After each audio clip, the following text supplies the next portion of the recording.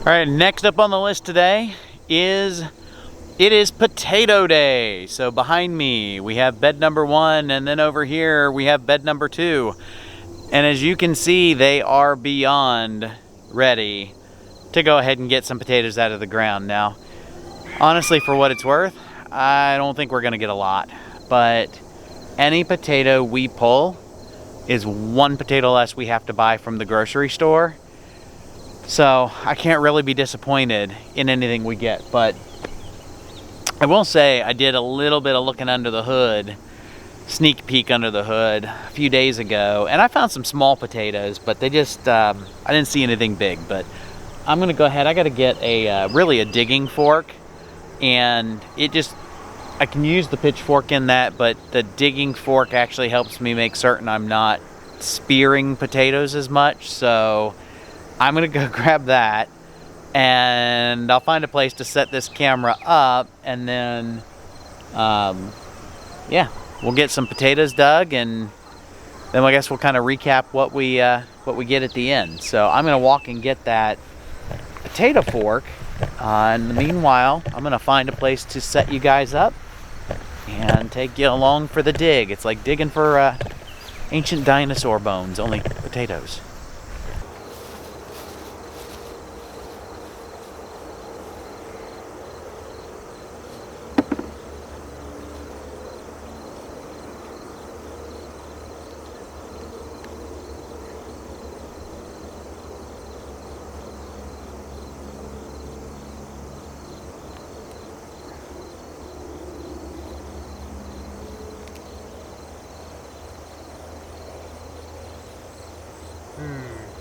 Not a good start. About the size of a peanut.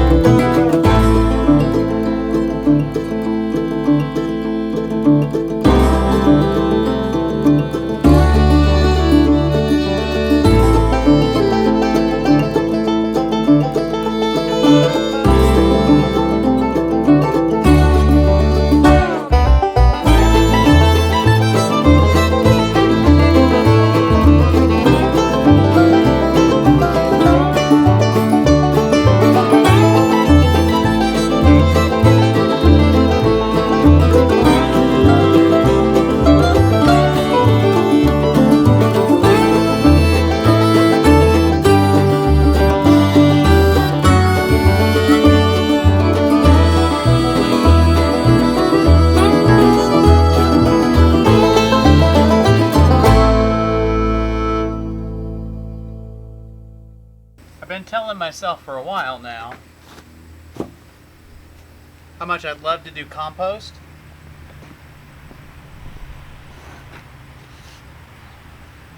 And in fairness, I do have a huge pile back there.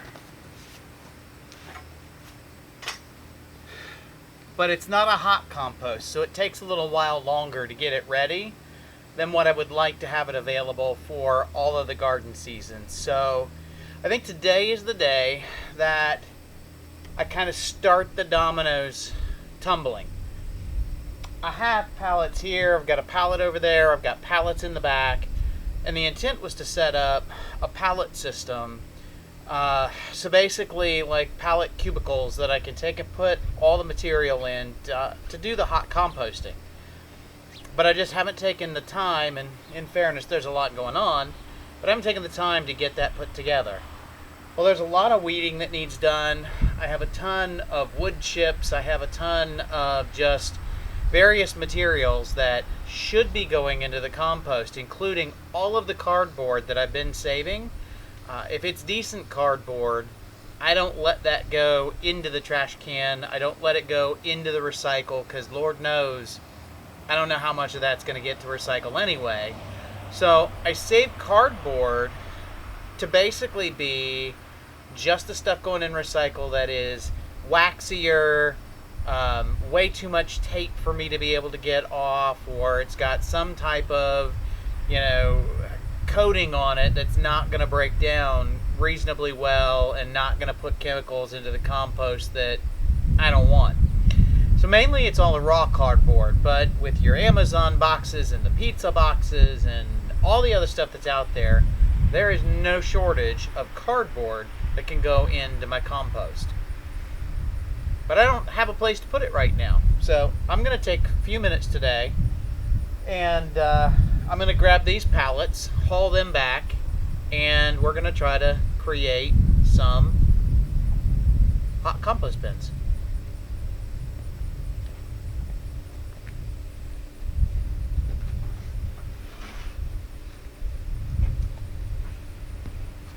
Now the other thing with the pallets is I won't pay to buy a pallet.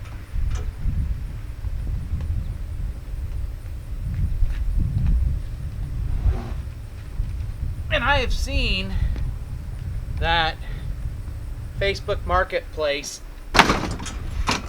people are charging a ton for a pallet, like anywhere from $5 to $10 for a used pallet. And I'm just not good with that.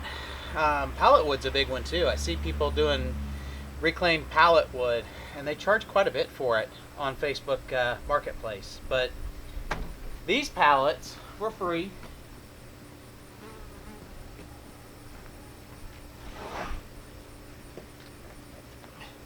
They actually came from Azure Standard. So we've been placing a bulk order here or there.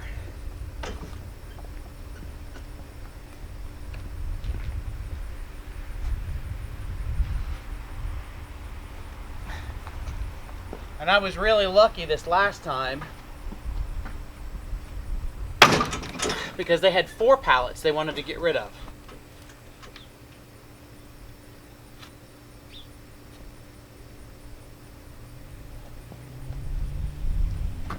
It's bumpy back there, but I think those will stay. I got one more.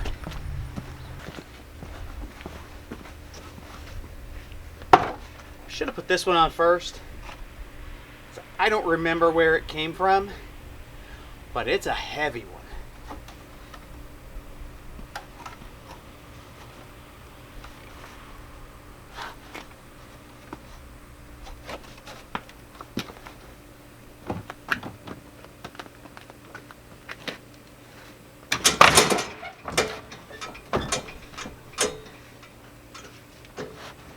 I think I just filled up the tire pressure in the tires today. Added air to them. I was hauling water back to the cows and noticed one was almost flat. It's like, well, I guess we got to pull over and get that taken care of.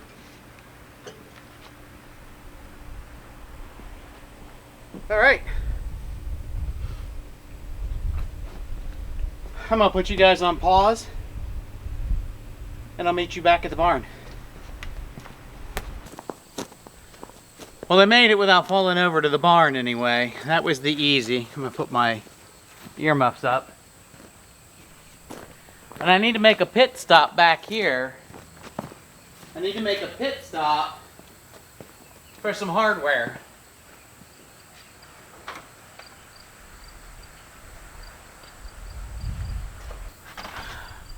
Namely, I need some construction screws.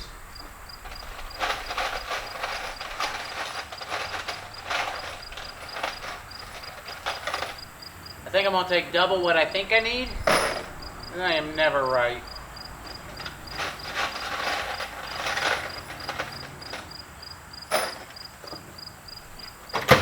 And where we're going is toward the back of our 7 acres. Okay, technically 10 acres, only 7's in the back. Alright, I need battery and drill. The other thing I'm going to grab is a battery. Even though the test on this one says it's good, I don't want to come back for a dead battery. So the last thing I'm going to grab is going to be a bucket of old baling twine. So a lot of the square bales we got came with this, I don't know, it feels like more of a polypropylene kind of, or I guess it's nylon maybe, probably nylon, ties. I don't use them for a lot, but we try to reuse what we can, recycle what we can, and I think if I want these fronts to be removable, this might be a great way to go and use a product that I've got just laying around that doesn't really have another purpose. So we're going to take it just in case. So we're going all the way back there, and on the way we get to say hi to the chickens and turkeys. The pigs are back here, and the cows are way over here in the shade, chilling out, which is what they love to do best.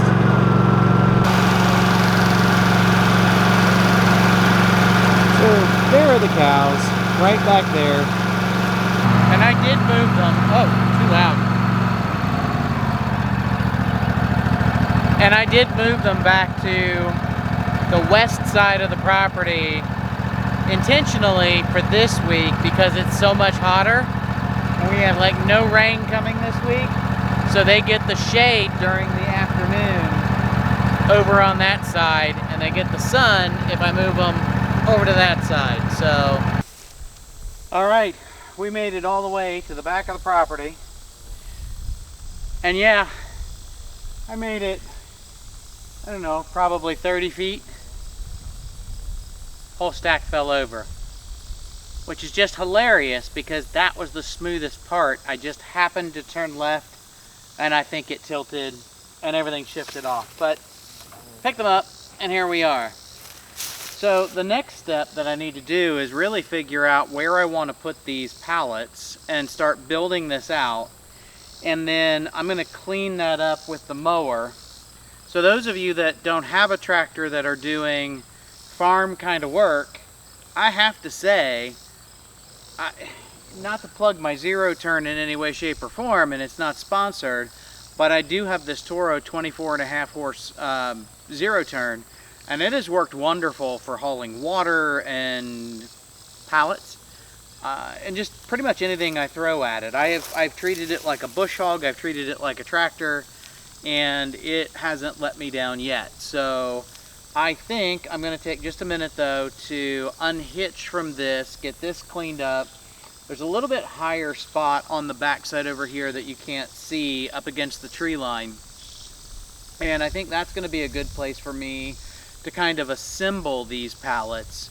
Plus it's kind of out of the mainstream of the back, and I don't mow that very often, so if I build it up with, you know, pallets and compost, no harm, no foul. But I think that's going to be a good place. Plus I can just kind of pull through the normal swale and just start loading these bins up with new material or easily moving it from one to the next. And my hope one day is, as I'm building this out, to go along the entire tree line of the property and really start taking out the brush, the dead trees, all of that, and get it over into the composting system, which will give me compost for quite a long time to come. especially with the added production that I would get from the chicken bedding, the cows, the pigs. You know, all of that works really good as a nitrogen catalyst to get all the carbon material composted, or so I've heard.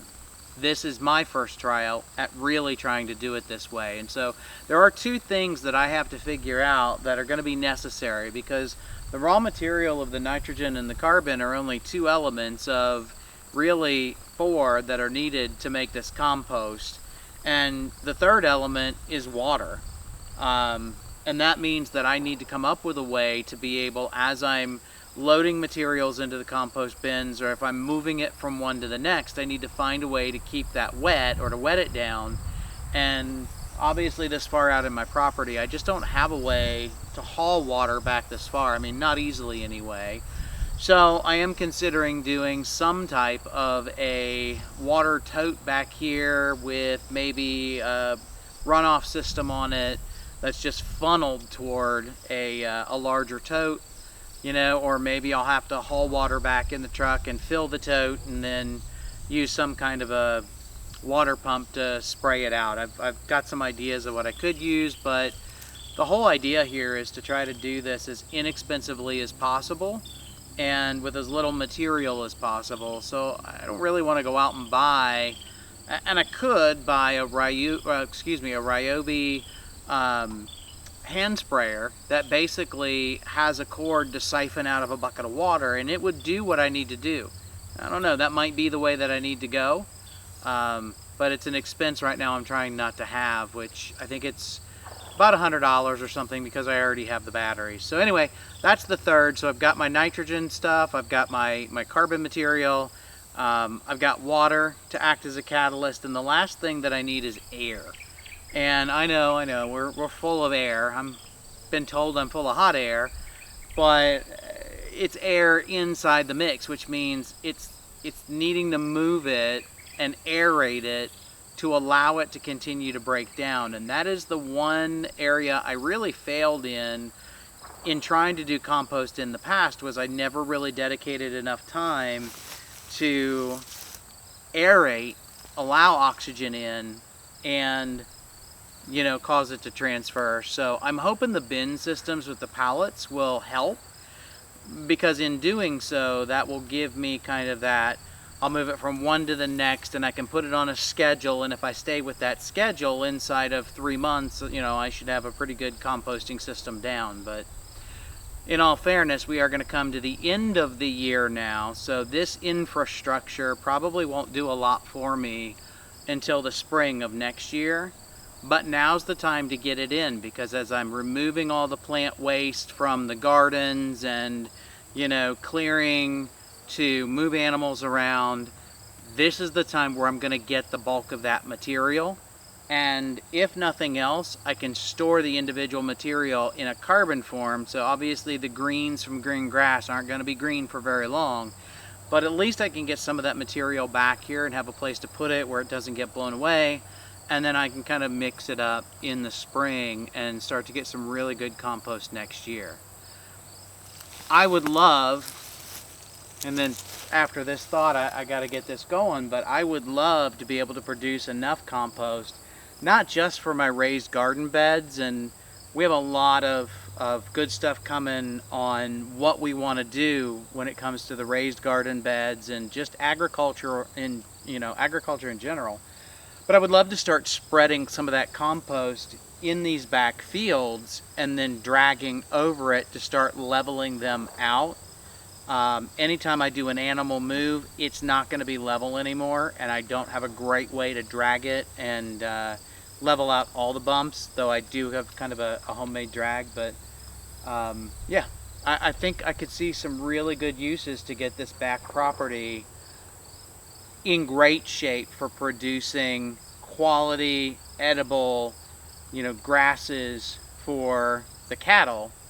And the more weeds I get out, in my mind, the more weeds I get out, the better quality of the grasses that I'm growing in the fields back here, the more cattle that's going to allow me to be able to have, because they're going to be able to get what they need on a smaller piece of land. There's obviously a minimum size for any given one. I would double that right now, if not triple it, to the number of the amount needed for the number of cows we have, just because the nutrients and the quality of the fields back here is substandard. So feel free to comment down below and tell me what you think. Some great ways to make this better from grasses and really a field for cows and the grazing pigs and whatnot. The pigs don't seem to be too picky.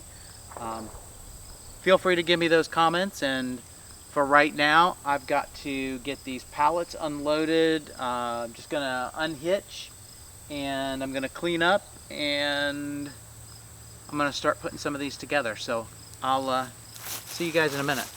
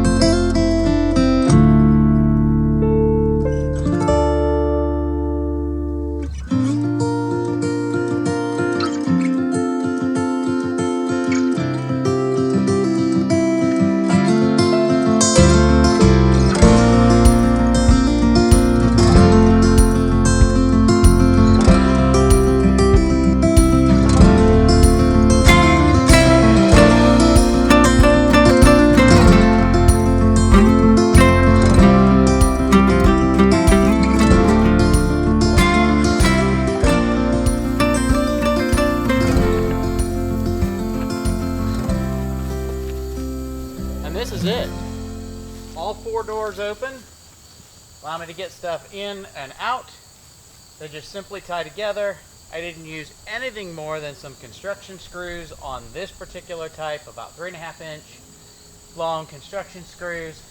The great thing is, as I get more pallets, I can keep expanding this. In fact, I think we may have an Azure pickup next week, so I'm hoping to get maybe 3 or 4 more pallets. Ideally, it only takes 3 to build a back, a side, and a front, so I don't need 4 every time I keep going.